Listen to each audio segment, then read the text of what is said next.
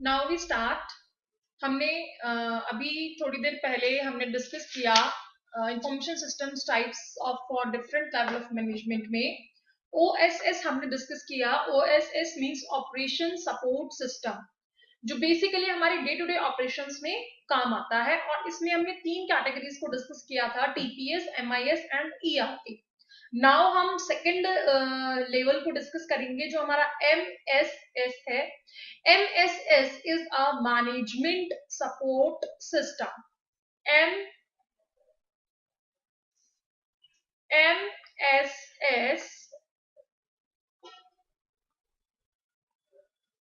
is management support system.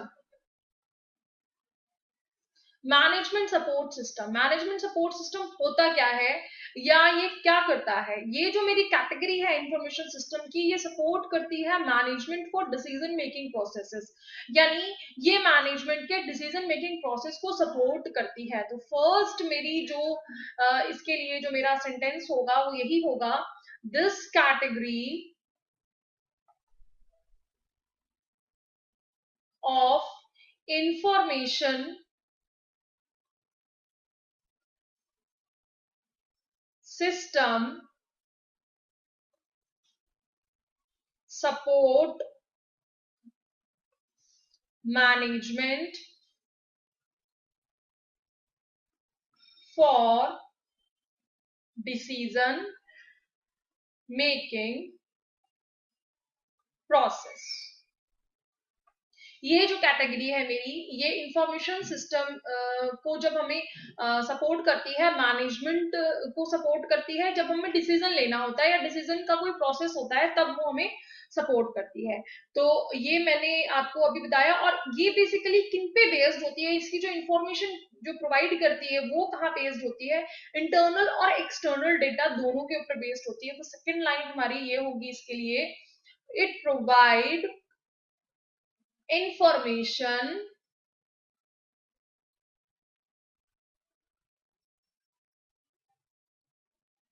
based on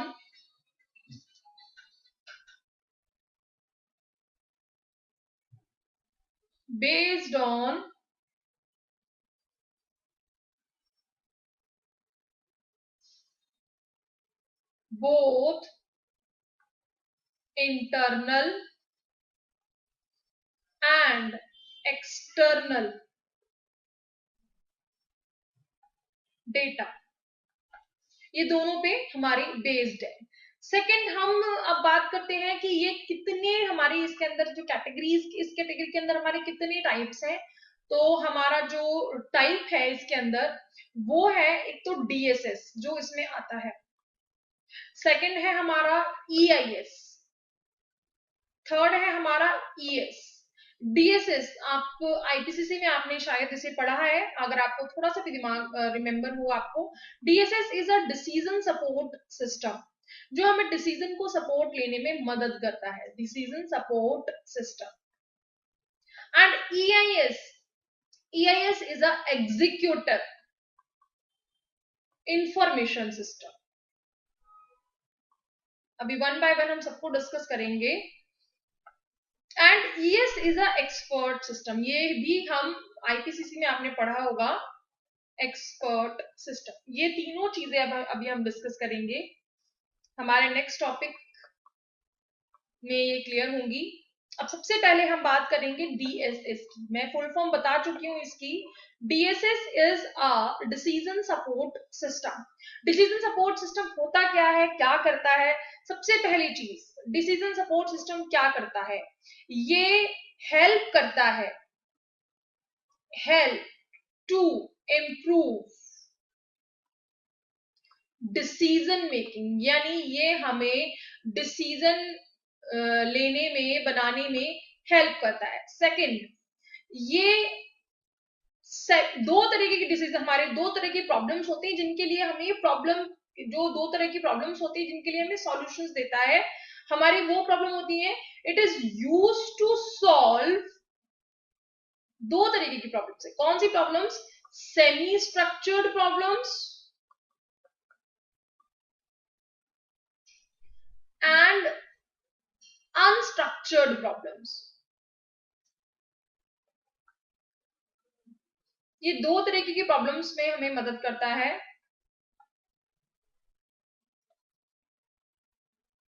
अब semi structure और unstructured मेरे हिसाब से आपको पता होना चाहिए, मैं लेकिन फिर भी बता रही हूँ।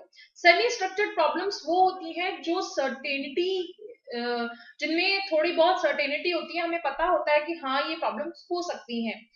और ये सर्टेन प्रॉब्लम्स जो होती हैं, सर्टेनिटी होती है जिन प्रॉब्लम्स में, और ये बिल्कुल अनसर्टेन होती हैं जो हमें नहीं मालूम होता, अनसर्टेन प्रॉब्लम। ठीक है जी, ध्यान रखिएगा, सर्टेन प्रॉब्लम और अनसर्टेन प्रॉब्लम्स। ठीक है, अब हमारा और क्या करता है ये हमारी इंटरनल और एक्सटर्नल, इंडिविजुअल भी हमारा भी आएगा, ये हमारे इंडिविजुअल और सॉरी, ये हमारे इंटरनल और एक्सटर्नल दोनों डेटा पे बेस है। तो based on internal and external data. ठीक है जी, नेक्स्ट, यहां पर हमारी मॉडल्स होते हैं बने बनाए, जिनसे हम हमारे पास्ट जो एक्सपीरियंस होते हैं उसके हम मॉडल्स बना देते हैं।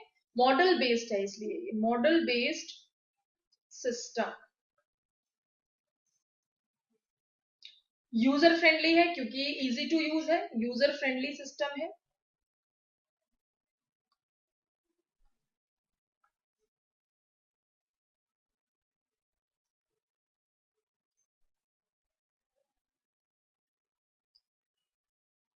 It is a knowledge based system, क्योंकि नॉलेज के हिसाब से ये काम करता है। ये हमारे डीएसएस के बारे में मैंने आपको कुछ पॉइंट्स बताए हैं जो बहुत इंपॉर्टेंट हैं, जो हम हमारे पूरे डीएसएस को एक्सप्लेन करते हैं। अब मैं नेक्स्ट डिस्कस करूंगी कि मेरा जो डीएसएस एग्जैक्टली अगर मैं इसको ड्रॉ करूं तो ये किस तरीके का होता है। मैं आपको ड्रॉ करके बता रही हूँ कि डीएसएस होता कैसे है, फिर हम उसके कंपोनेंट्स को डिस्कस करेंगे। ये देखिए, डीएसएस का डायग्राम बनाएंगे तो हमारा डीएसएस का डायग्राम कुछ इस तरीके से बनेगा। हमारी इसके अंदर प्लानिंग लैंग्वेज होती है,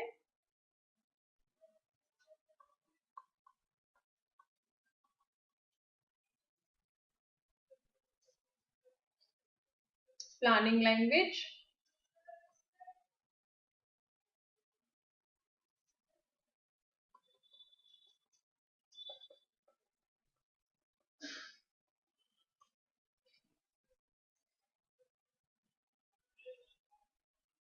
ये हमारा डेटाबेस होता है,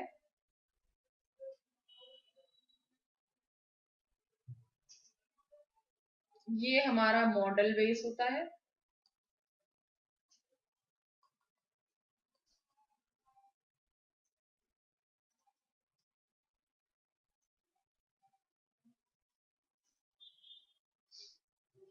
यूजर,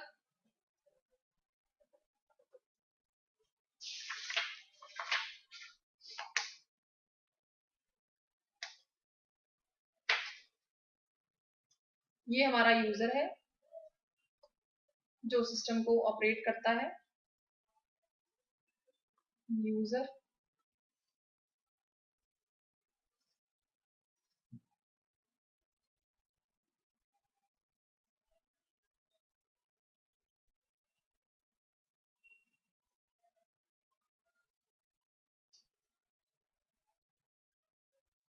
जितने भी यूजर के इनपुट्स होते हैं वो डेटाबेस में आते हैं। यहाँ पे हमारे इनपुट्स रखे जाते हैं, यूजर से रिलेटेड इनपुट्स होते हैं।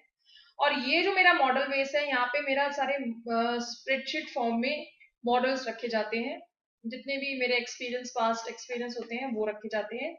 यूजर इंटरेक्ट करता है प्लानिंग लैंग्वेज के थ्रू, और प्लानिंग लैंग्वेज से मेरा डेटाबेस, और यानी यूजर बेस भी कह सकते हैं, इसमें यूजर का डेटाबेस रखा जाता है, और मॉडल बेस यहाँ। तो ये मेरे कंपोनेंट्स हैं ऑफ डीएसएस। अब डीएसएस के कंपोनेंट्स को वन बाय वन हम एक्सप्लेन कर रहे हैं। सबसे पहले मेरा कंपोनेंट है यूजर। यूजर कौन है? मेरे डीएसएस के कंपोनेंट्स में यूजर कौन है? यूजर सबसे पहला कंपोनेंट जो यूज करता है सिस्टम को, यानी सिस्टम को जो ऑपरेट कर रहा है, जो मेरा उसके नॉलेज को यूज कर रहा है, एक्सेस कर रहा है, कोई प्रॉब्लम हो रही है उसको वो सॉर्ट आउट करना चाहता है, अपनी प्रॉब्लम्स प्रोवाइड करता है फॉर द सॉल्यूशन, आप यू डीएसएस से सॉल्यूशन मांगता है, वो मेरा यूजर है। तो द यूजर हम लिख सकते हैं इसके अंदर, users of DSS are known as knowledge based users because they can apply their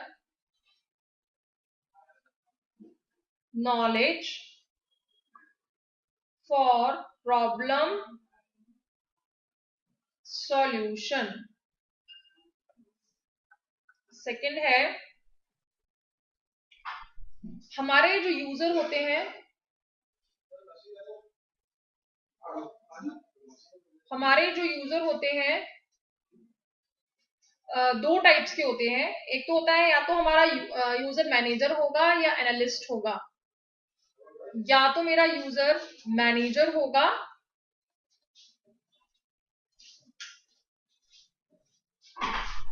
या होगा एनालिस्ट। ये दो हमारे यूजर हो सकते हैं। ठीक है जी।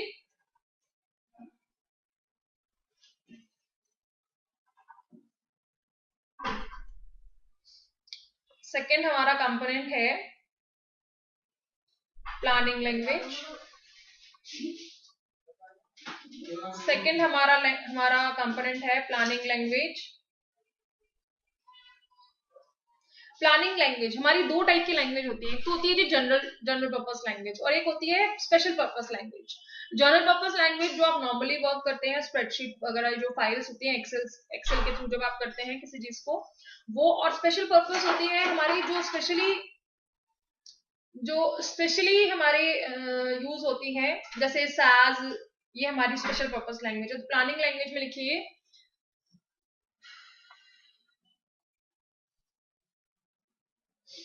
this component provides user interface, यानी ये जो मेरा कंपोनेंट है वो यूजर से इंटरफेस करता है, यूजर इसके थ्रू अपनी क्वेरीज को पुट आउट करता है। तो user interface for problem solution.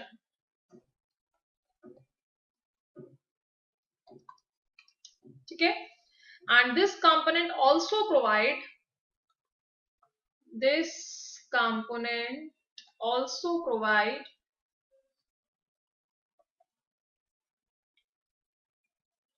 various inbuilt function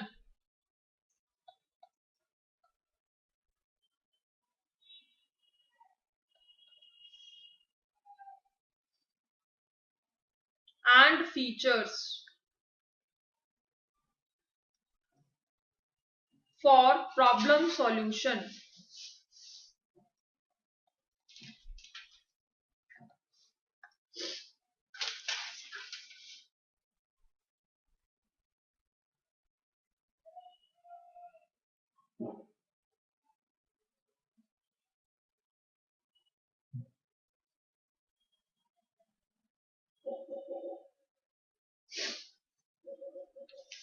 okay,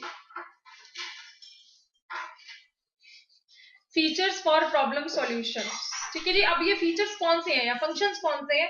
functions हमारे मैथमेटिकल फंक्शंस होते हैं, स्टैटिस्टिकल फंक्शंस होते हैं, ये हमारे फंक्शंस हैं। एंड इसमें फीचर्स, अब दो टाइप की जो मैं प्लानिंग लैंग्वेज बोली है वो कौन सी लैंग्वेज है? Two types of planning language.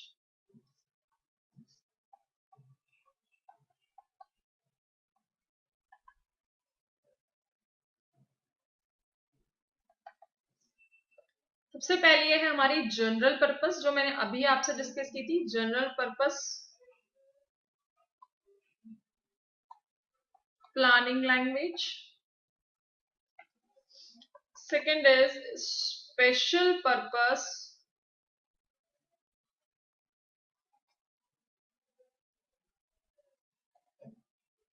Planning language.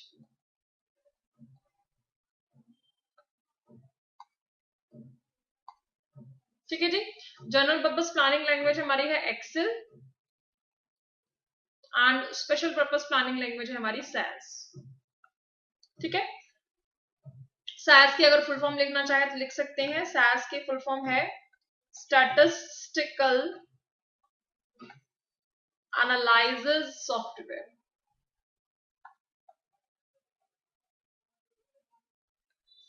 ठीक है, ये हमारी सेकेंड कंपोनेंट। थर्ड हमारा कंपोनेंट है मॉडल बेस।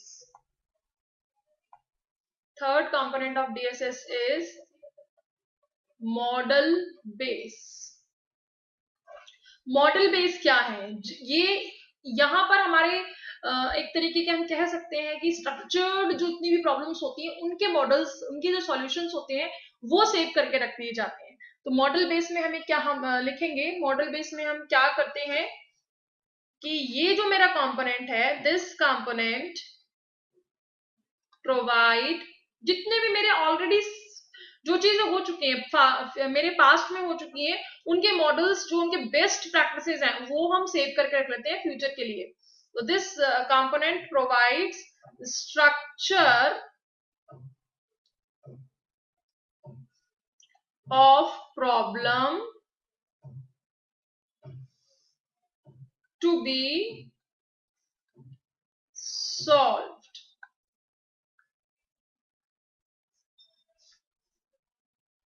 एंड ये जो मेरा एक तरीके का ब्रेन कहलाता है मेरे डीएसएस का, तो this component is known as brain of DSS। ठीक है जी।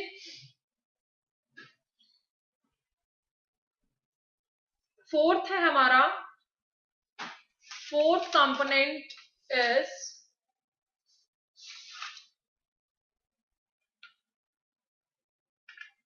हमने प्लानिंग लैंग्वेज के बारे में बात की है, मॉडल बेस के बारे में बात की है। अब हम बात करते हैं हमारा database. Fourth is database. Database जो मेरे यूजर का डेटाबेस होता है, हम उसकी बात करते हैं। तो it contains data from internal and external sources of decision making. ये मेरे यूजर से रिलेटेड डेटा भी होता है। तो इनपुट फ्रॉम जो यूजर से जो इनपुट आता है वो हमारा डेटाबेस में स्टोर होता है। तो लिख लीजिए, it contains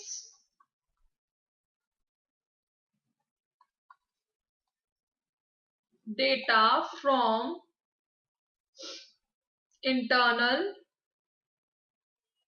and external sources for decision making, for decision making। In DSS, database can be a user database। जो मैंने अभी आपसे कहा, यूजर का जो डेटाबेस होता है वो सारा डेटाबेस में रखा जाता है। ठीक है जी। तो ये मेरे कंपोनेंट्स हैं डेटाबेस के। 4 कंपोनेंट्स मैंने अभी आपके साथ डिस्कस किए।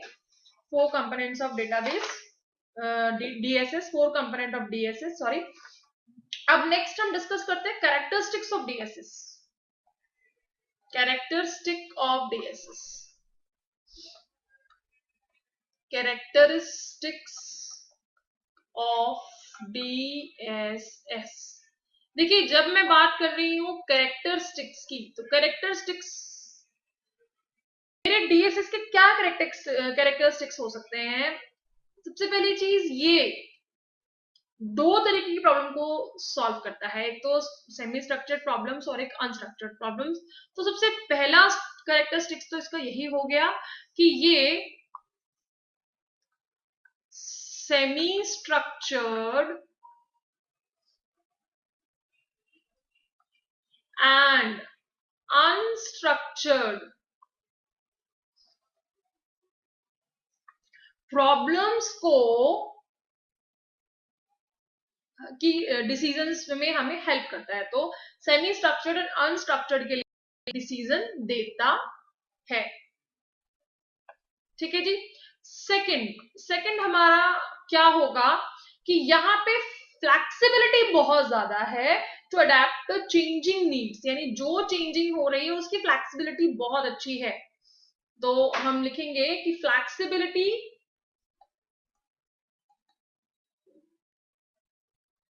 To adapt to changing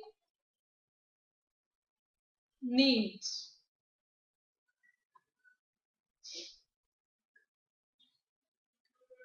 third है हमारा जहां पे ये यूजर फ्रेंडली है, तो इसीलिए easy of learning and use because user friendly software. ठीक है जी, ये इसके 3 कैरेक्टरिस्टिक्स है। नेक्स्ट हम डिस्कस करेंगे हमारे डीएसएस की एप्लीकेशंस क्या है, या अकाउंटिंग एप्लीकेशन। स्पेशली हम अकाउंटिंग एप्लीकेशन करेंगे कि accounting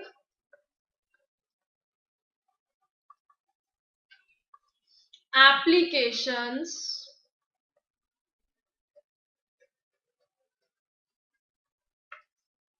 of DSS. Accounting application of DSS की जहां हम बात कर रहे हैं, तो अकाउंटिंग एप्लीकेशन, एक बात बताइए कहां कहां यूज होता है ये। सबसे पहली चीज, ये कैपिटल बजटिंग में यूज होता है। कैसे यूज होता है? इन्वेस्टमेंट को एनालाइज करता है। तो सबसे पहला हमारा इसका होगा कहां यूज होता है ये, कैपिटल बजटिंग प्रॉब्लम्स को सॉल्व करने में। किस तरीके से यूज हो रहा है यहाँ पे? For investment analysis, for investment analysis. Second है हमारा, ये कॉस्ट अकाउंटिंग प्रॉब्लम्स में भी यूज होता है। कॉस्ट अकाउंटिंग प्रॉब्लम्स में कैसे यूज होता है? बिकॉज ये break even and marginal cost को एनालाइज करता है। दैट्स हमें ये वहां पे इस तरीके से मदद करता है। तो कॉस्ट अकाउंटिंग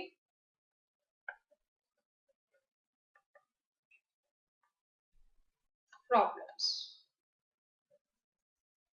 वहां कैसे हेल्प करता है? For break even and marginal cost को एनालाइज करता है।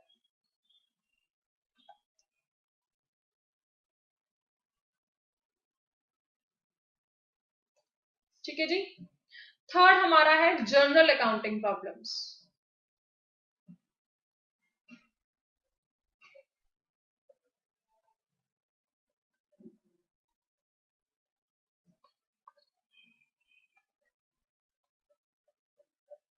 जनरल अकाउंटिंग प्रॉब्लम्स में क्या करता है? कैपिटल को एनालाइज करता है। क्या करता है जी ये? For capital analysis etcetera.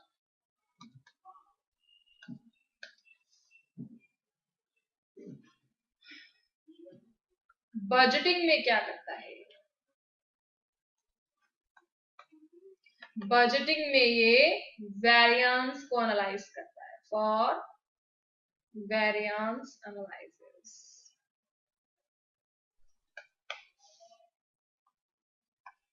Valuation करता है, पोर्टफोलियो वैल्यूएशन भी जिसे क्या कहते हैं हम, पोर्टफोलियो वैल्यूएशन। पोर्टफोलियो वैल्यूएशन में हमारी बेसिकली वैल्यूएशन की जाती है इक्विटी की, बॉन्ड की, एसेट्स की। तो वैल्यूएशन में जो पोर्टफोलियो एनालिसिस है, वैल्यूएशन में पोर्टफोलियो एनालिसिस, सॉरी,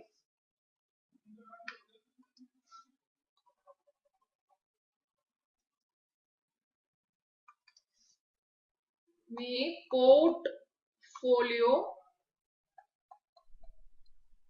एनालिसिस में क्या करता है, किन चीजों की एनालिसिस करता है, ये करता है फॉर वैल्यूएशन ऑफ इक्विटी,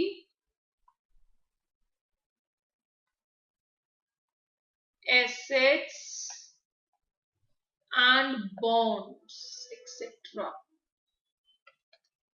ठीक है जी, ये हमारा इसके हमारे एप्लीकेशंस है, अकाउंटिंग एप्लीकेशंस है जितने मैंने आपको अभी बताए हैं। इसके बाद हम डिस्कस करते हैं हमारे नेक्स्ट कंटेंट को, जो है हमारा EIS। DSS का मैंने सारे पार्ट करा दिए आपको। आफ्टर दैट हम डिस्कस करते हैं EIS, executive information system. Next है हमारा EIS, executive information system. Executive information system, जब हम एग्जीक्यूटिव इंफॉर्मेशन सिस्टम की बात करते हैं तो बेसिकली जहां पे हमें timely access of information to top execution मिलता हो, ये क्या प्रोवाइड करता है, timely information from top executive, जो हमारा EIS है। तो EIS में सबसे पहला पॉइंट हमारा यही होगा कि ये क्या करता है हमारे लिए। सबसे पहला point, provide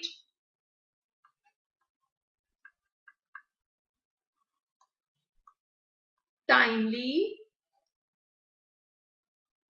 access of information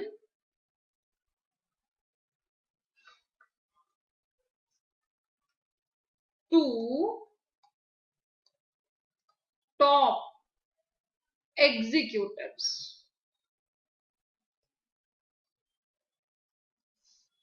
second है हमारा कंटेंट, ये कैपेबल है इंटरनल और एक्सटर्नल दोनों तरीके का डेटा एक्सेस करने के लिए। तो कैपेबल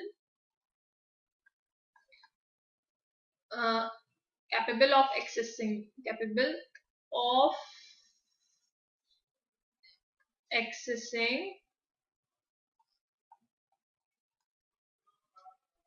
accessing both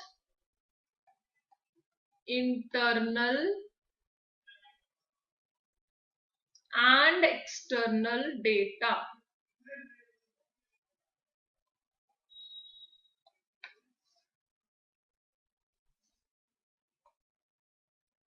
नेक्स्ट है, ये प्रोवाइड करता है ऑनलाइन एनालिसिस भी। तो provide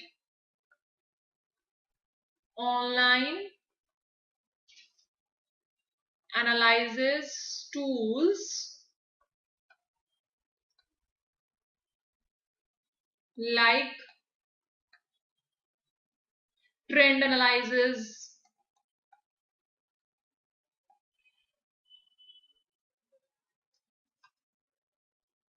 market condition,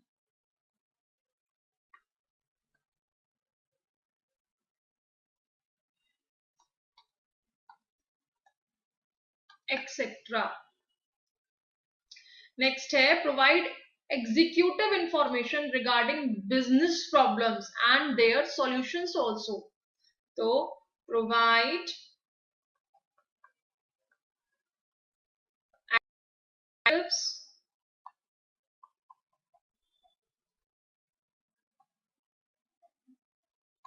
information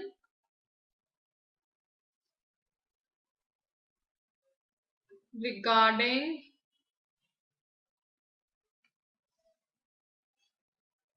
business problems and their solutions। ठीक है जी।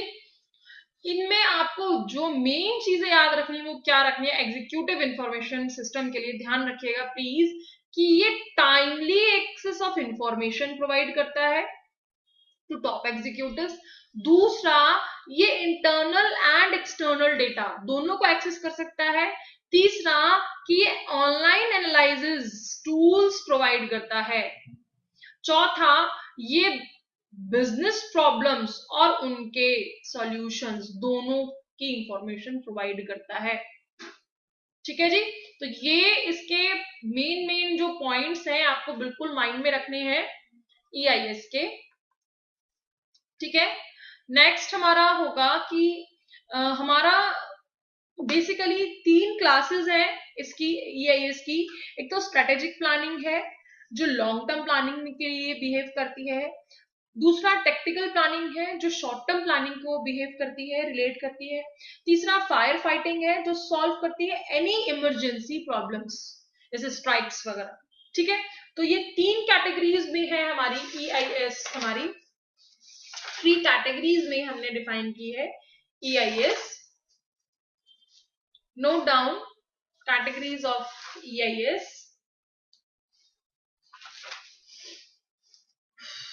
3 classes. Note, executive decision makings में हेडलाइन डाल दीजिए, executives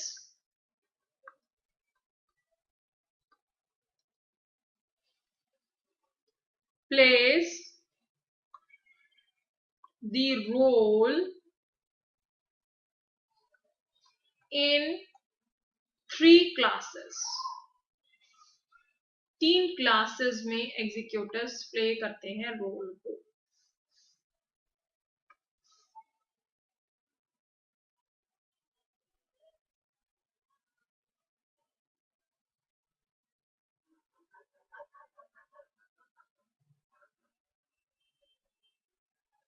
ठीक है जी।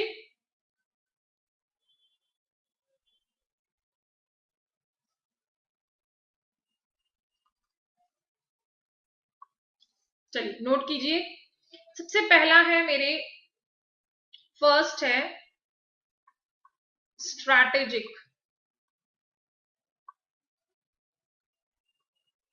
प्लानिंग।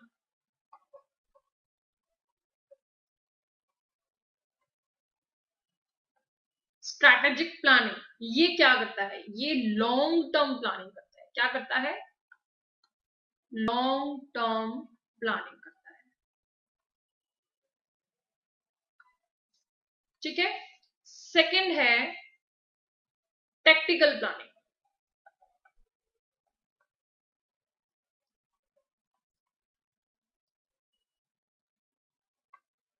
ये क्या करता है, short term planning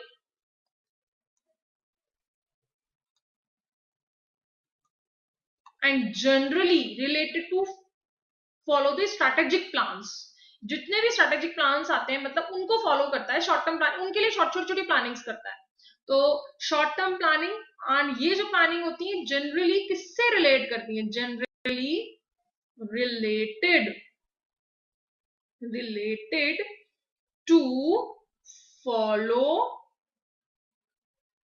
strategic planning. ठीक है।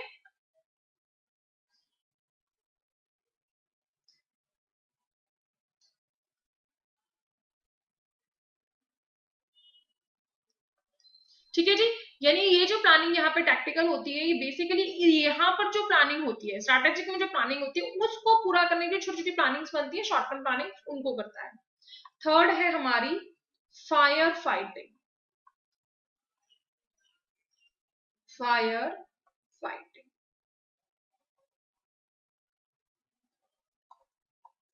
फायर फाइटिंग में क्या है, बेसिकली देखिए कोई भी इमरजेंसी प्रॉब्लम्स जो आ जाती हैं, जैसे स्ट्राइक कर देते हैं हमारे जो लेबर्स होते हैं, वहां पर वो उसको प्लान करना पहले से, ये फायर फाइटिंग में आता है। तो solving any emergency problems like strike। ठीक है जी, ये मेरे तीन जो रोल है इसके ये है। अब अगर मैं बात करूं एग्जीक्यूटिव इंफॉर्मेशन सिस्टम और ट्रेडिशनल इंफॉर्मेशन सिस्टम में डिफरेंस क्या है, तो बड़े ही सिंपल सिंपल से 5 डिफरेंस हैं इसमें, इन दोनों में मेन से 5 डिफरेंस हैं executive information and traditional information में। नोट कीजिए।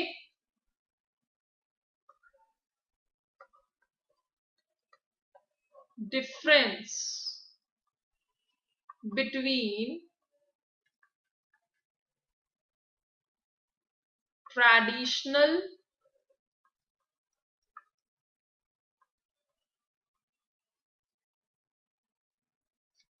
and executive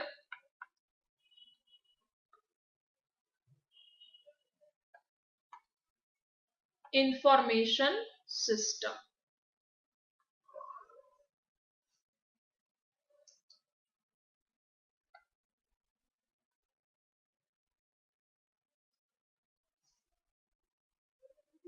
traditional information system, executive information system. सबसे पहला है हमारा कि जो हमारा ट्रेडिशनल इंफॉर्मेशन सिस्टम है ये लोअर लेवल स्टाफ के लिए है, तो ये है हमारा for lower level staff. And जो हमारा EIS है ये टॉप एग्जीक्यूटिव्स के लिए है, तो ये किसके लिए प्रोवाइड करता है इन्फो,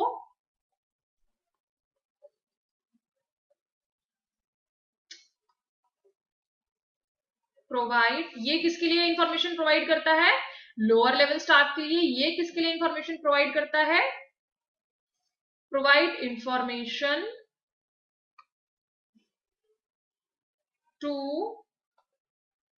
टॉप एग्जीक्यूटिव्स। ठीक है। सेकंड हमारा है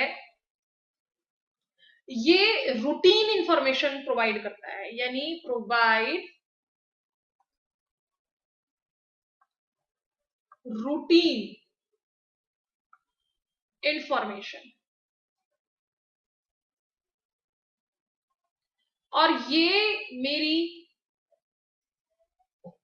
हमारी जो ऐसी इंफॉर्मेशन जो हमें परफॉर्मेंस को इंडिकेट करती है, जैसे जो एक ग्रेड की जो इंफॉर्मेशन होती हैं बेसिकली, जितनी भी स्पेसिफिक इश्यूज से रिलेटेड होती है, हमारी परफॉर्मेंस को मेजर करती है, मॉनिटर करती है, उस तरीके की हमारी जितनी भी इंफॉर्मेशन होती है वो हमें EIS प्रोवाइड करता है। तो हम लिखेंगे इसमें provide info to top, provide info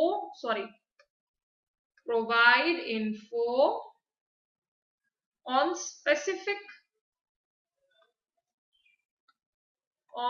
specific issues and problems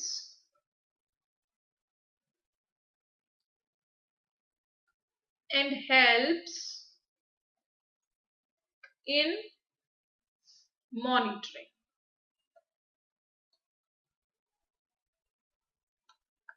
ठीक है जी। थर्ड है हमारा ये सिर्फ इंटरनल इंफॉर्मेशन देता है, जबकि हमारा EIS है वो पूरी टेक्सचर इंफॉर्मेशन पर बेस्ड होता है। यानी इसमें और इसमें ये डिफरेंस है कि ये सिर्फ हमारी नॉर्मल जितनी भी इंफॉर्मेशन होती है इंटरनल, और ये इसके पास इंटरनल और एक्सटर्नल दोनों इंफॉर्मेशन होती है। तो यहां पे लिखो based on internal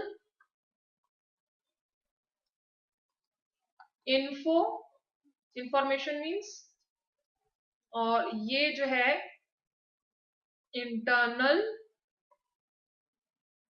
plus external info. ठीक है जी।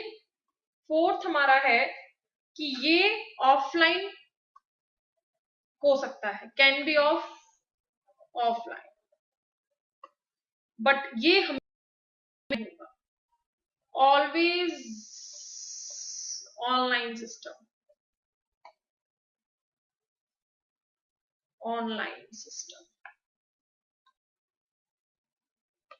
फिफ्थ इज ये सिंपल इंटरफेस को रखता है, प्रोवाइड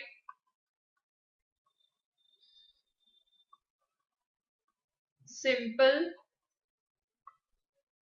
इंटरफेस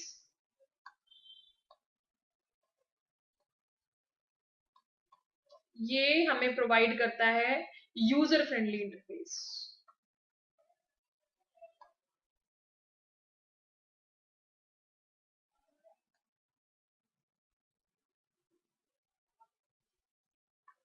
ठीक है जी।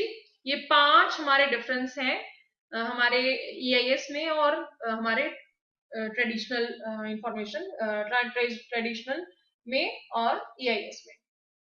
ठीक है। अब हम नेक्स्ट कॉन्सेप्ट है, हमने इसमें नेक्स्ट जो हमारा कॉन्सेप्ट है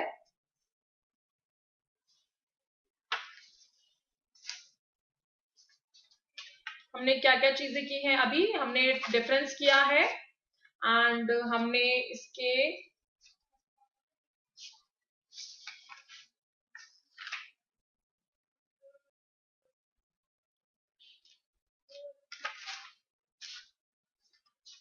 बिल्कुल जी, हाँ ठीक है।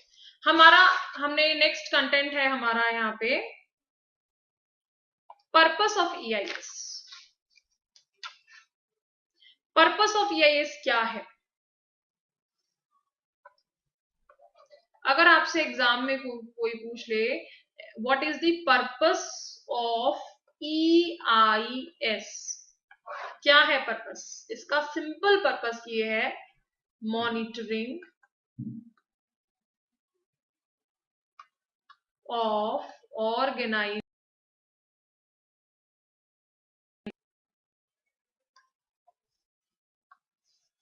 वर्किंग, ये इसका सिंपल पर्पस है। हमें हमारा जो ईआईएस है हमें timely access of required information to top executives provide करेगा, लर्निंग ऑफ ऑर्गेनाइजेशंस वर्किंग जो है ये प्रोवाइड करता है, अटेंशन टू बिजनेस प्रॉब्लम्स, ये हमें हमें इसका हमारा पर्पस है। और बेसिकली जो इसका मेन पर्पस है वो यही है कि मॉनिटर करता है ऑर्गेनाइजेशन वर्किंग। इसमें सब चीजें आ जाती हैं, चाहे वो हमारी ये तीनों चीजें इसके अंदर आ जाएंगी। अगर मैं कहूं कि ये प्रोवाइड कर रहा है timely access of required information तो वो भी इसके अंदर एक्सेस ऑफ रिक्वायर्ड info और learning of organisation working, learning of organisation working and attention to business problems.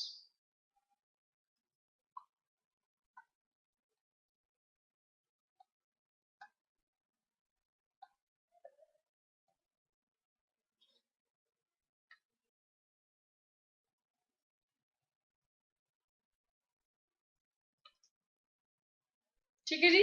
ये हमारे ईआईएस हमारा कंप्लीट होता है।